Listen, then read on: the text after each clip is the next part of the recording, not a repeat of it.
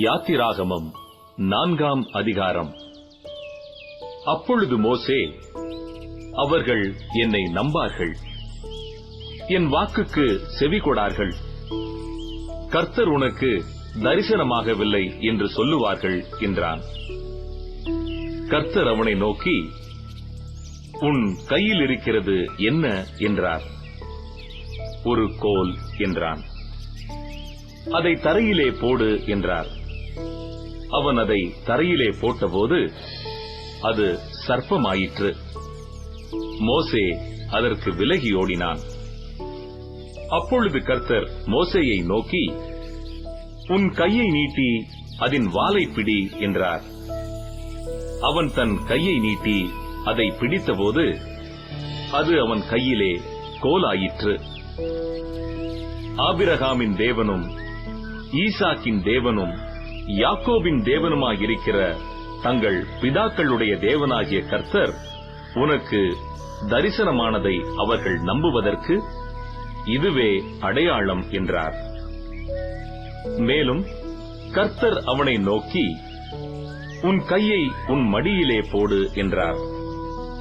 அவன் தன் கையை தன் மடியிலே போட்டு அதை வெளியே எடுக்கும்போது இதோ அவன் கை உறைந்த மழையைப் போல வெண்குஷ்டம் பிடித்திருந்தது. அவர், உன் கையை திரும்பவும் உன் மடியிலே போடு என்றார். அவன் தன் கையை திரும்ப தன் மடியிலே போட்டு தன் மடியிலிருந்து அதை வெளியே எடுத்தபோது அது திரும்ப அவனுடைய மற்ற சதையைப் போலாயிற்று. அப்பொழுது அவர், முந்தின அடையாளத்தை அவர்கள் கண்டு உன்னை நம்பாமலும் உனக்கு செவி கொடாமலும் போனால் பிந்தின அடையாளத்தைக் கண்டு நம்புவார்கள். இவ்விரண்டு அடையாளங்களையும் அவர்கள் நம்பாமலும் உன் வாக்குக்கு செவி கொடாமலும் இருப்பார்களானால் அப்பொழுது நீ நதியின் தண்ணீரை மொண்டு நிலத்தில் ஊற்றுவாயாக. நதியில் மொண்ட தண்ணீர் வெட்டாந்தரையிலே இரத்தமாகும் என்றார். அப்பொழுது மோசே கர்த்தரை நோக்கி, ஆண்டவரே, இதற்கு முன்னாவது தேவரீர் உமது அடியேனோடே பேசினதற்கு பின்னாவது நான் வாக்கு வல்லவன் அல்ல, நான் திக்குவாயும் மந்த நாவும் உள்ளவன் என்றான். அப்பொழுது கர்த்தர் அவனை நோக்கி, மனுஷனுக்கு வாயை உண்டாக்கினவர் யார்? ஊமையனையும் செவிடனையும் பார்வையுள்ளவனையும் குருடனையும் உண்டாக்கினவர் யார்? கர்த்தராகிய நான் அல்லவா? ஆதலால் நீ போ, நான் உன் வாயோடே இருந்து நீ பேச வேண்டியதை உனக்கு போதிப்பேன் என்றார். அதற்கு அவன், ஆண்டவரே, நீர் அனுப்ப சித்தமாயிருக்கிற யாரையாகிலும் அனுப்பும் என்றான். அப்பொழுது கர்த்தர் மோசேயின் மேல் கோபம் மூண்டவராகி, லேவியனாகிய ஆரோன் உன் சகோதரன் அல்லவா? அவன் நன்றாய் பேசுகிறவன் என்று அறிவேன். அவன் உன்னை சந்திக்க புறப்பட்டு வருகிறான். உன்னை காணும்போது அவன் இருதயம் மகிழும். நீ அவனோடே பேசி அவன் வாயில் வார்த்தைகளை போடு. நான் உன் வாயிலும் அவன் வாயிலும் இருந்து நீங்கள் செய்ய வேண்டியதை உங்களுக்கு உணர்த்துவேன். அவன் உனக்கு பதிலாக ஜனங்களோடே பேசுவான். இவ்விதமாய் அவன் உனக்கு வாயாக இருப்பான், நீ அவனுக்கு தேவனாக இருப்பாய். இந்த கோலையும் உன் கையிலே பிடித்துக் கொண்டு போ, இதனால் நீ அடையாளங்களை செய்வாய் என்றார்.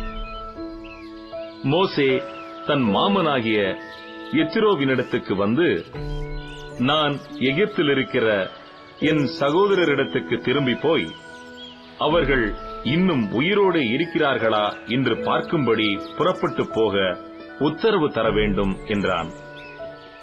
அப்பொழுது எத்திரோ மோசேயை நோக்கி, சுகமாய் போய் வாரும் என்றான். பின்னும் கர்த்தர் மீதியானிலே மோசேயை நோக்கி, நீ எகிப்துக்கு திரும்பி போ, உன் பிராணனை வாங்க தேடின மனிதர் எல்லாரும் இறந்து போனார்கள் என்றார். அப்பொழுது மோசே தன் மனைவியையும் தன் பிள்ளைகளையும் கழுதையின் மேல் ஏற்றிக்கொண்டு எகிப்து தேசத்துக்கு திரும்பினான்.